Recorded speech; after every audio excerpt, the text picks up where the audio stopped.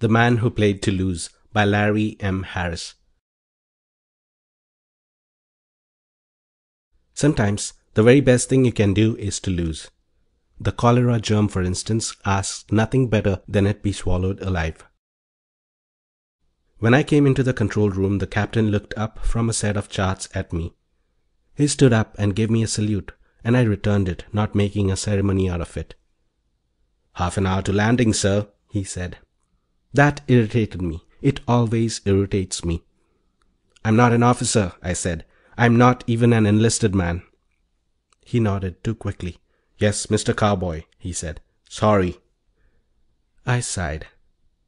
"If you want to salute," I told him, "if it makes you happier to salute, you go right ahead. But don't call me sir. That would make me an officer, and I wouldn't like being an officer. I've met too many of them." It didn't make him angry. He wasn't anything except subservient and awed and anxious to please. "Yes, Mr. Cowboy," he said. I searched in my pockets for a cigarette and found a cup of them and stuck one into my mouth. The captain was right there with the light, so I took it from him. Then I offered him a cigarette. He thanked me as if it had been a full set of crown jewels. What difference did it make whether or not he called me sir? I was still God to him, and there wasn't much I could do about it. "Did you want something, Mr. Cowboy?" he asked me, puffing on the cigarette. I nodded. "Now that we're getting close," I told him, "I want to know as much about the place as possible. I've had a full hypno, but a hypno's only as good as the facts in it, and the facts that reach Earth may be exaggerated, modified, distorted, or even out of date." "Yes, Mr. Cowboy," he said eagerly. I wondered if when he was through with that cigarette he would keep the butt as a souvenir. He might even frame it, I told myself. After all, I'd given it to him, hadn't I? The magnificent Mr. Cowboy, who almost acts like an ordinary human being, had actually given a poor, respectful spaceship captain a cigarette. It made me want to butt holes in the bulkheads. Not that I hadn't had time to get used to the treatment. Every man in my corps gets a full dose of awe and respect from the services, from government officials, and even from the United Cabinets. The only reason we don't get it from the man in the street is that the man in the street, unless he happens to be a very special man in a very unusual street, doesn't know the Corps exists. Which is a definite relief, by the way. At least, off the job, I'm no more than Ephraim Cowboy Citizen. I took a puff on my cigarette, and the captain followed suit very respectfully. I felt like screaming at him, but I kept my voice polite. "The war's definitely over, isn't it?" I said. He shrugged. "That depends, Mr. Cowboy," he said. "The armies have surrendered, and the treaty's been signed. That happened even before we left Earth 3 or 4 weeks ago. But whether you could say the war was over, well, Mr. Cowboy, that depends." "Guerrillas?" I said. He nodded. "Wohlen's a jungle world mostly," he said. 60% water, of course, but outside of that there are a few cities, 2 spaceports, and the rest, 80 or 90% of the land area, nothing but jungle. A few roads running from city to city, but that's all." "Of course," I said. He was being careful and accurate. I wondered what he thought I'd do if I caught him in a mistake. Make a magic pass and explode him like a bomb, probably. I took in some more smoke, wondering whether the captain thought I had psi powers. Which of course I didn't, no need for them in my work. And musing sourly on how long it would take before the job was done and I was on my way back home. Then again, I told myself there was always the chance of getting killed. And in the mood I found myself, the idea of a peaceful, unrespectful death was very pleasant. For a second or two, anyhow. "The government holds the cities," the captain was saying, "and essential trade services, spaceports, that sort of thing. But a small band of men can last for a long time out there in the wilds." "Living off the country," I said. He nodded again. "Wohlen's 99's Earth normals," he said. "But you know that already." "I know all of this," I said. "I'm just trying to update it a little, if I can." "Oh," he said. "Oh, certainly, sir. Mr. Cowboy." I sighed and puffed on the cigarette and waited for him to go on. After all, what else was there to do? For a wonder, the hypno had been just about accurate. That was helpful. If I had heard some new and surprising facts from the captain, it would have thrown all the other information I had into doubt. Now I could be pretty sure of what I was getting into. By the time we landed, the captain was through, and I was running over the main points in my head for a last-minute check. Wolin, settled in the 85th year of the explosion, had established a parliamentary form of government set up generally along the usual model: bicameral, elective, and pretty slow. Trade relations with Earth and with the 6 other inhabited planets had been set up as rapidly as possible, and Wolin had become a full member of the committee within 30 years. Matters had then rolled along with comparative smoothness for some time, but some sort of explosion was inevitable. It always happens. And very recently that nice parliamentary government had blown up in everybody's face. The setup seemed to be reminiscent of something, but it was a little while before I got it. The ancient South American states in the pre-space days, before the United Cabinets managed to unify Earth once and for all. There'd been an election on Wolin, and the loser hadn't bowed gracefully out of the picture to set up a loyal opposition. Instead, he'd gone back on his hind legs, accused the winner of all sorts of horrible things, some of which, for all I knew, might even be true, and had declared Wolin's independence of the committee, which meant in effect independence from all forms of interplanetary law. Of course, he had no right to make a proclamation of any sort, but he'd made it, and he was going to get the right to enforce it. That was how William F. Sargent's army was formed. Sargent, still making proclamations, gathered a good-sized group of men and marched on the capital, New Didymus. The established government countered with an army of its own, and for 8 months neither side could gain a really decisive advantage. Then the government forces, rallying after a minor defeat near a place known as Andrews Farm, defeated an attacking force, captured Sargent and 2 of his top generals, and just kept going from there. The treaty was signed within 8 days. Unfortunately, some of Sargent's supporters had been hunters and woodsmen. Ordinarily, a guerrilla movement, if it doesn't grind to a halt of its own accord, can be stopped within a few weeks. Where a world is mostly cities, small towns, and so forth, and only a little jungle, the bands can be bottled up and destroyed. And most guerrillas aren't very experienced in their work. A small band of men lost in the woods can't do much damage, but a small group of woodsmen on a planet that consists mostly of jungle is another matter. These men knew the ground, were capable of living off the country with a minimum of effort, and knew just where to strike to tie up roads and transportation, halt essential on-planet services, and in general raise merry hell with the planet's economy. So the Wolin government called Earth, and the United Cabinets started hunting. Of course they came up with our core, the troubleshooters, the unorthodox boys, the holy idols. And the core fished around and came up with me. I didn't really mind. A vacation tends to get boring after a week or 2 anyhow. I've got no family ties I care to keep up, and a few enough close friends. Most of us are like that, I imagine. It's the nature of the job. It was a relief to get back into action, even if it meant putting up with the kowtowing I always got. When I stepped out onto the spaceport grounds, as a matter of fact, I was feeling pretty good. It took just 10 seconds for that to change. The president himself was waiting, as close to the pits as he could get. He was a chubby, red-faced little man, and he beamed at me as if he were Santa Claus. "Mr. Cowboy," he said in a voice that needed roughage badly, "I'm so glad you're here. I'm sure you'll be able to do something about the situation." "I'll try," I said, feeling foolish. This was no place for a conversation, especially not with the head of the government. "Oh, I'm sure you'll succeed," he told me brightly. "After all, Mr. Cowboy, we've heard of your group. Oh, yes, your fame is universal." "Sure," I said, "I'll do my best. But the less I'm seen talking to you, the better." "Nevertheless," he said, "if we need to meet—" "If we do," I said, "there's a set of signals in the daily papers. Your intelligence should know all about that, Mr. President."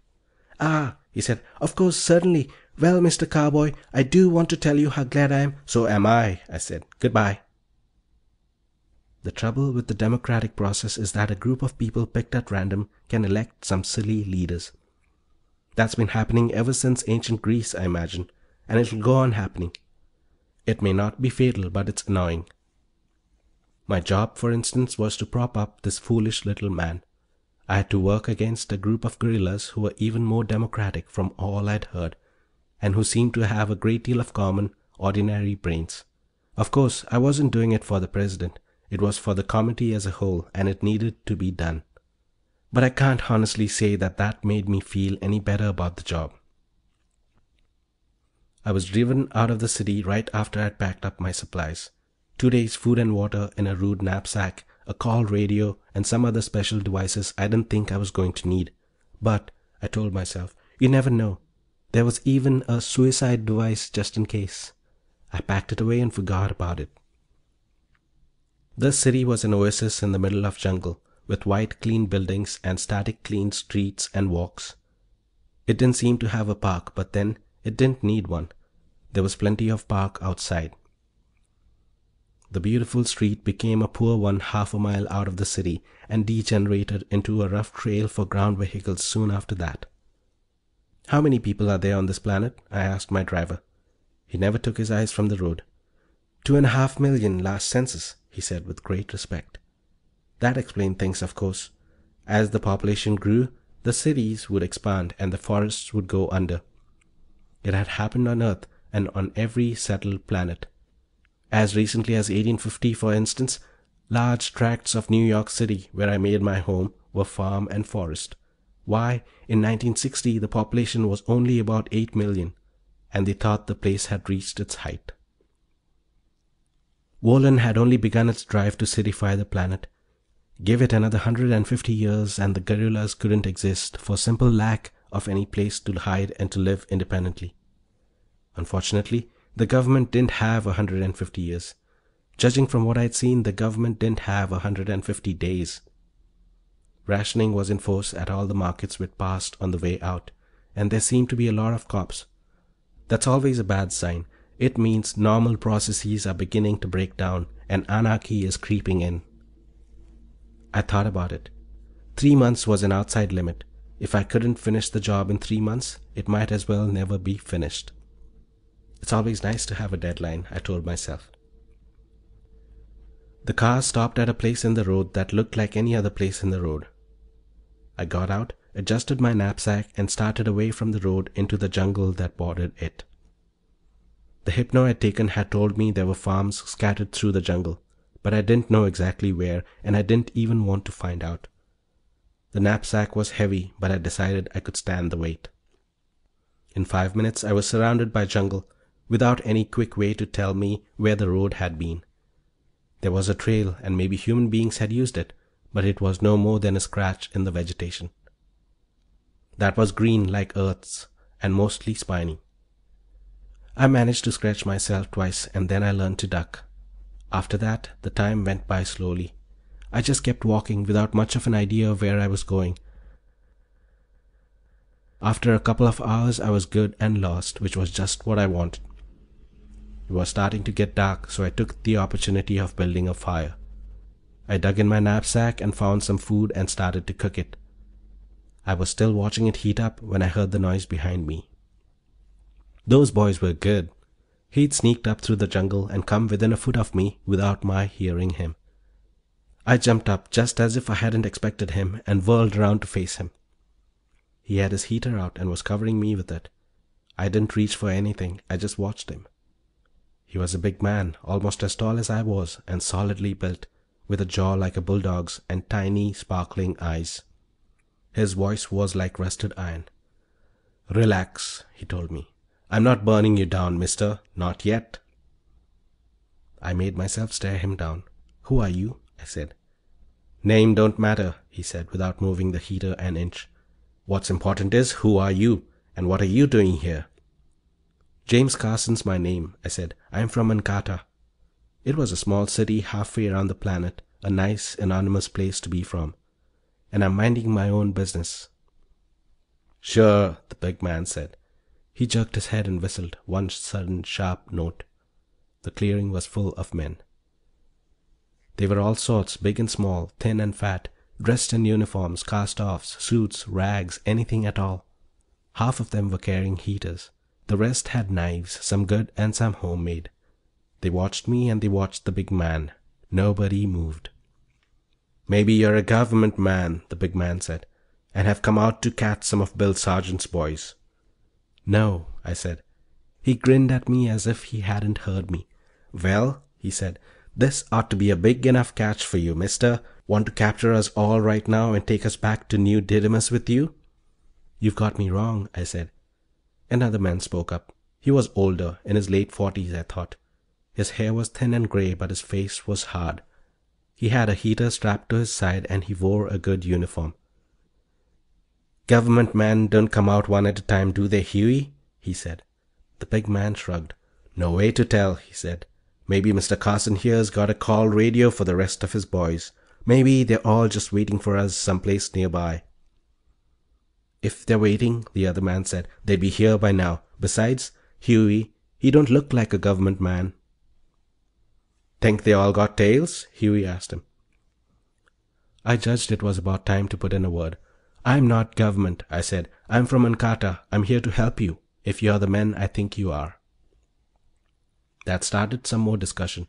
Huey was all for labeling my offer a trick and getting rid of me then and there, after which, I suppose, he was going to clear out my mythical followers in the nearby jungle. But he was pretty well all alone. There's got to be a rotten apple in the best picked barrel, and these boys were smart. The only sensible thing to do was staring them in the face, and it didn't take them long to see it. "We'll take you back with us," Huey's friend told me. "When we get to a safe place, we can sit down and talk this out." I wanted to insist on finishing my supper right where I was, but there's such a thing as playing a little too much for the grandstand. Instead, I was herded into the center of the group, and we marched off into the jungle. Only it wasn't a march. There was no attempt at order. For a while we used the trail, and then straggled off it and went single file through masses of trees and bushes and leaves. Being in the center of the line helped a little, but not enough. The spines kept coming through, and I got a few more nice scratches. The trip took about half an hour, and when we stopped, we were in front of a cave mouth. The band went inside, and I went with them. There was light, battery-powered, and what seemed to be all the comforts of a small, ill-kept town jail. But it was better than the naked jungle.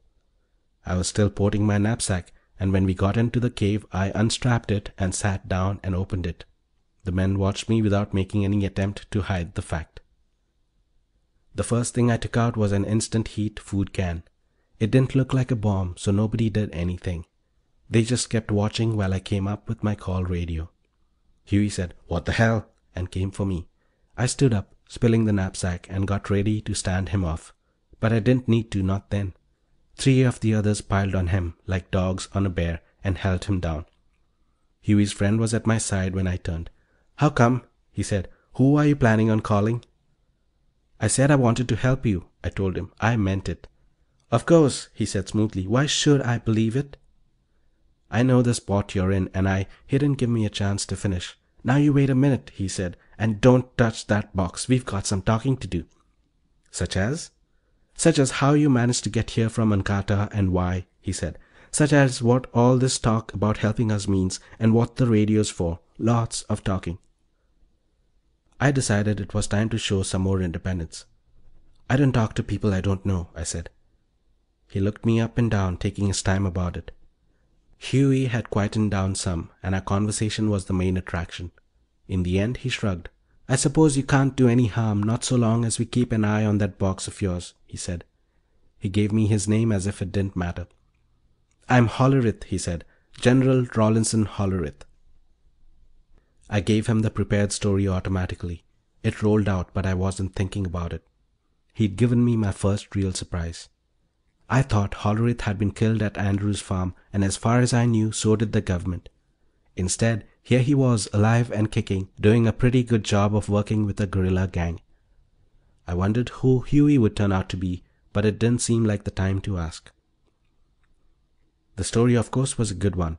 Naturally, it wasn't proof of anything, or even susceptible of proof right then and there. It wasn't meant to be. I didn't expect them to buy it sight unseen, but I'd planned it to give me some time until I could start the next step. James Carson, I told Hollerith, was a reasonably big wheel around Ankata. He wasn't in sympathy with the government, but he hadn't fought in the revolutionary armies or been active in any overt way. "Why not?" he snapped at me. "I was more valuable where I stood," I said. "There's a lot that can be done with paperwork in the way of sabotage." He nodded. "I see," he said. "I see what you mean." "I worked in one of the government departments," I said. "That enabled me to pass information on to sergeant's men in the vicinity. It also gave me a good spot for mixing up orders and shipments." He nodded again. "That's one of the advantages of a guerrilla outfit," he said. "The administration end doesn't really exist. We can live off the country. I should think that over an area as large as we can range on Wohlen, we can't be wiped out." Of course, that was only his opinion, but I wasn't easy about it. The sight of him had shaken me quite a bit, and I began to think I'd have to get rid of him. That would be unpleasant and dangerous, I told myself, but there didn't seem to be any help for it at the moment. "About information," he said. "You were closely watched. Anyone working for the government would have had to have been. How did you get your information out?"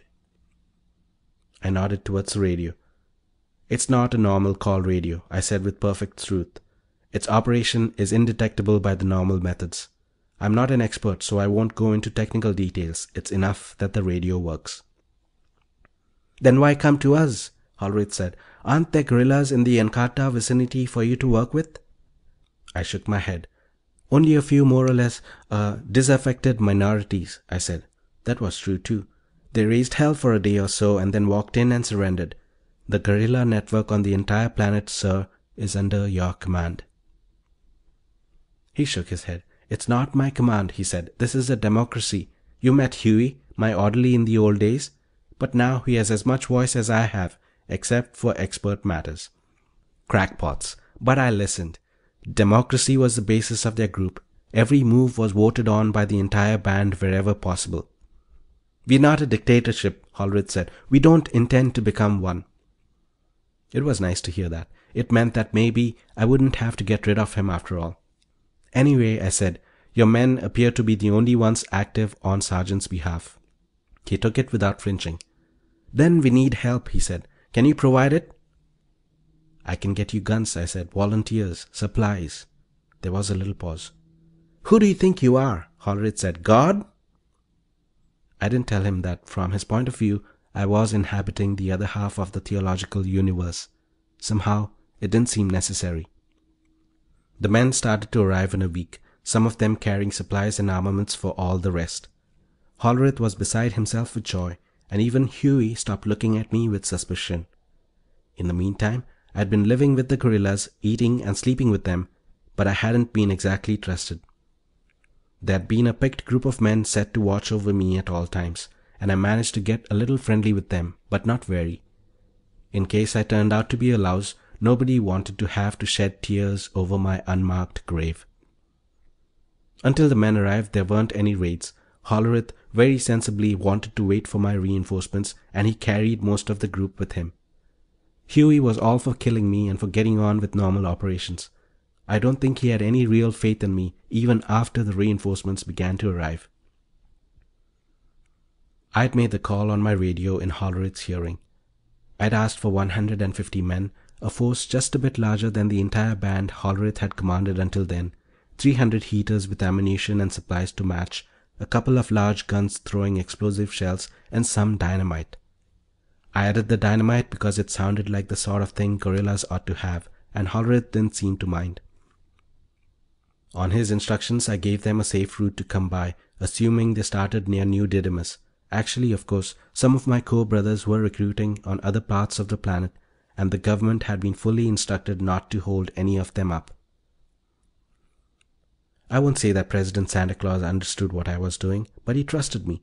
He had faith, which was handy. Hollerith was overjoyed when the reinforcements did arrive. "Now we can really begin to work," he told me. "Now we can begin to fight back in a big way. No more of the sneaking around, doing fiddling little jobs." He wanted to start at once. I nearly laughed in his face. It was now established that I didn't have to get rid of the man. If he'd decided to delay on the big attack, but he hadn't. So of course I helped him draw up some plans. Good ones too. The best I could come up with. The very best. "The trouble," Hollerith told me sadly a day or so later, "is going to be convincing the others. They want to do something dramatic, blowing up the planet most likely."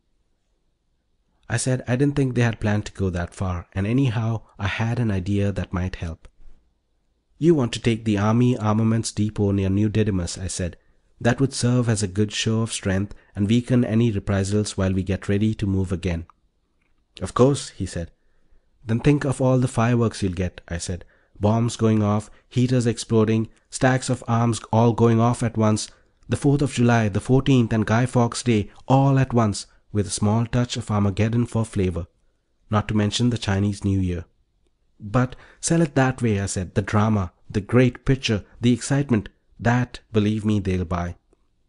He frowned while he thought it over. Then the frown turned into a grin. "By God," he said, "they might." And they did. The conference and the election were both pretty stormy. All the new patriots were off to blow up the government buildings one after another, even more enthusiastic than the original members. It was only natural. My instructions to the recruiters had been to pick the most violent, frothing, anti-government men they could find to send out, and that was what we got. But Hollerith gave them a talk, and the vote, when it came, was overwhelmingly in favor of his plan. Even Huey was enthusiastic. He came up to me after the meeting and pounded me on the back. I suppose it was meant for friendship, though it felt more like sabotage. "Hey, I thought you were no good," he said. "I thought you were, some kind of spy." "I know," I said. "Well, mister," he said, "believe me, I was wrong." He pounded some more. I tried to look as if I liked it, or anyway, as if I could put up with it. "You're okay, mister," he said. "You're okay." Someday, I told myself, I was going to get Huey all to myself away in a dark alley somewhere. There didn't seem to be much chance of keeping the promise, but I made it to myself anyway and moved away. The meeting had set the attack for 3 days ahead, which was a moral victory for Hollerith, and the men were all for making it in the next 5 minutes. But he said we needed time. It's a good thing, I told myself, he didn't say what he needed it for, because in a few hours, right after sunrise the next morning, training started, and Hollerith had his hands full of trouble. The new men didn't see the sense in it. "Hell," one of them complained, "all we gotta do is go up and toss a bomb into the place. We don't like all this fooling around first." The fooling around involved jungle training, how to walk quietly, how to avoid getting slashed by a vine, and so forth. It also involved forming 2 separate attack groups for Hollerith's plans. That meant drilling the groups to move separately and drilling each group to stay together. And there were other details: how to fire a heater from the 3rd rank without incinerating a comrade in the 1st rank, signal spotting in case of emergency and sudden changes of plans, the use of dynamite, its care and feeding, picking targets, and so forth and so forth. Hollerith's 3 days seemed pretty short when he thought about what they had to cover. But the new men didn't like it. They wanted action. "That's what we signed on for," they said. "Not all this drill. Hell, we ain't an army. We're guerrillas." The older hands and the more sensible members of the band tried their best to talk the new men into line. Some of the officers tried ordering them into line, but the talk was ignored. And as for the officers, well, the old United States Civil War tried a democratic army for a while on both sides. Unfortunately, electing your officers is not an efficient way to run things. The most popular man makes the best officer about as often as the most popular man makes the best criminal law judge. Or engineer, for that matter. War's not a democratic business. This one, however, seemed to be. Mass election of officers was one of the rules, along with the voting on staff decisions. The new men outnumbered the older hands. New officers were elected, and that stopped the orders. Hollerith was about 2/3 of the way out of his mind when the 3 days were up and the attack time came around. When night fell, the atmosphere around the cave was as tense as it could get without turning into actual lightning. It was a warm, still night. The single moon was quarter full, but it shed a lot more light than Earth's moon. We blacked ourselves and Hollerith went over the plan. We were still divided into 2 groups, ragged groups, but groups. The first wave was to come around on the depot from the left, attacking in full force with all armaments and some of that dynamite. When things were getting towards a peak in that direction, the second group was to come in from the right and set off its own fireworks. Result, Hollerith hoped, demolition, confusion, catastrophe. It was a good plan.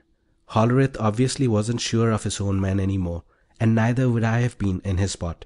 But he had the advantage of surprise and superior arms. He was clearly hoping that would overbalance the lack of discipline, training, and order in his force. Besides, there was nothing else he could do. He was outvoted all the way down the line.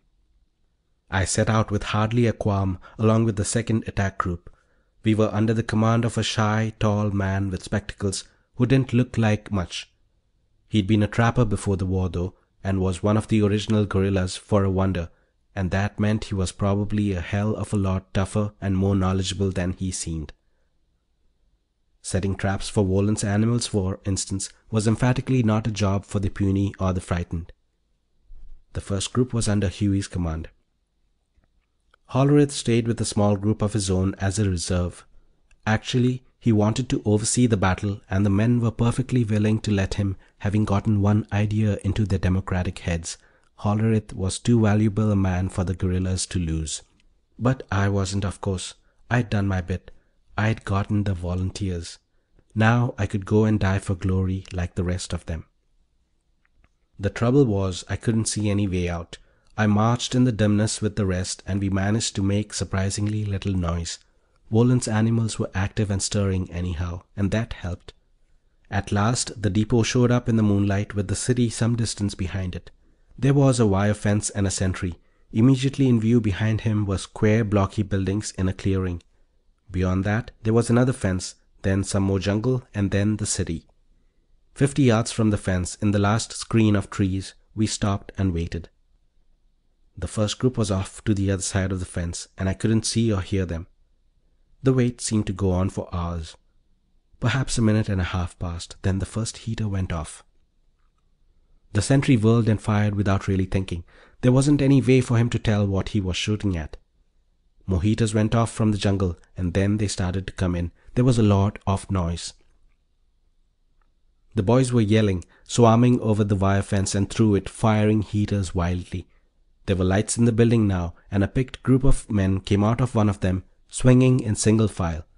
The heaters chopped them to pieces before they had much of a chance. A tower light went on, and then the really big guns got going. The guerrillas started to get it then. The big boys from the armaments tower charred holes in their line, and the noise got worse. Men were screaming and cursing and dying, and the heaters were still going off. I tore my eyes away and looked at the leader of our group. He was poised on the balls of his feet, leaning forward. He stayed that way, his head nodding very slowly up and down for a full second. Then he shouted and lifted an arm, and we followed him, a screaming mob, down into hell. The big guns were swiveled the other way, and for a couple of seconds we had no trouble. Our boys weren't playing with heaters too much. Instead, the dynamite started to fly. Light the fuse, pick it up and heave, then stand back and watch. Fireworks, excitement. Well, it was what they wanted, wasn't it? There was an explosion as a small bundle landed inside the fence in a courtyard. Then another one, the flashes lighting up faces and bodies in motion. I found myself screaming with the rest of them. Then the big one went off. One of the dynamite bundles had hit the right spot. Ammunition went off with a dull boom that shook the ground, and the light was too bright to look into. I went flat, and so did the others. I wondered about solid shells exploding and going wild, but there weren't any. The light faded, and then it began to grow again. I put my head up and saw flames. Then I got up and saw the others rising too. I turned tail for the jungle. Some of them followed me along with some of the first group. Order was lost entirely, and we were no more than pieces of a shrieking, delirious, victorious mob. I headed back for the base. Behind me, the ammunition depot burnt brightly. The raid was over. It had been an unqualified success, of course. The guerrillas had done the best job of their careers, so far. Hollerith was back in the cave before me. Put it down to a shortcut or just more practice in the jungle. When I came in, he looked terrible, about 112 years old and shrunken. But my appearance seemed to rouse him a little. He gestured, and the others in the cave, 3 or 4 of them, went out. One stood at the entrance. There was a silence. Hollerith grimaced at me. "You're working for the government," he said. It wasn't a question. I shook my head. "Keep it," he said. "James Carson from Ankata is a cover identity, that's all. I tell you, I know." He didn't look ready to pull a heater. I waited a second. The silence got louder. Then I said, "All right, how do you know?" The grimace again, twisted and half humorous. "Why, because you got me recruits," he said. "Because you got me armaments. Because you helped me." "Doesn't make sense," I said. "Doesn't it?" He turned away from me for a second. When he turned back, he looked more like General Rawlinson Hollerith and less like a corpse. "You got me fanatics, men who hated the government." "Well?" "They don't think straight," he said. "There isn't room in their minds for any more than that hatred. And they're democratic, just like the rest of us. They vote." "You set that up," I said. "I had nothing to do with it." He nodded. "I know," he said. "There are places where democracy just doesn't work, like an armed force. As long as most of the members think alike, you're all right. But when a new factor comes into the picture, why, nobody knows what he's voting for. It becomes a matter of personal preference, which is no way to run a war." "All right," I said, "but I got you the men and their arms." "Sure you did," he said. "You got me everything I needed to hang myself with." He raised a hand. "I'm not saying you worked against me. You didn't have to."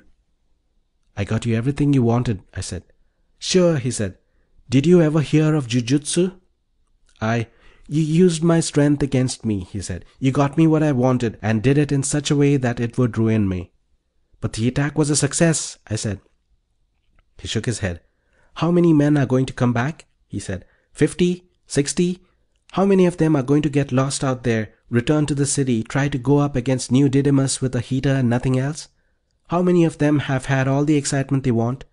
Those are going to head for home. A success." He paused. I waited. "There was a general in Greece in the ancient days," he said, "a general named Pyrrhus. He won a battle once and lost most of his men doing it. For my part," he said, "another victory like this and we are undone. That's the kind of success we had." Hollerith had brains. "A Pyrrhic victory," I said. "And you know all about it," he said. "You planned it this way." I shrugged. "By doing what you wanted done," I said. He nodded, very slowly. "What now?" I said quietly. He acted for a second as if he didn't hear me. Then he spoke. "Now," he said, "we go back. Democracy, it's a limited tool like anything else. No tool is so good that it can be used in every case on every problem. We were wrong. We'd better admit it and go back. But your men? The good ones know the truth now," he said, "just as I do. The others, there's nothing else they can do without me and without the rest of the force."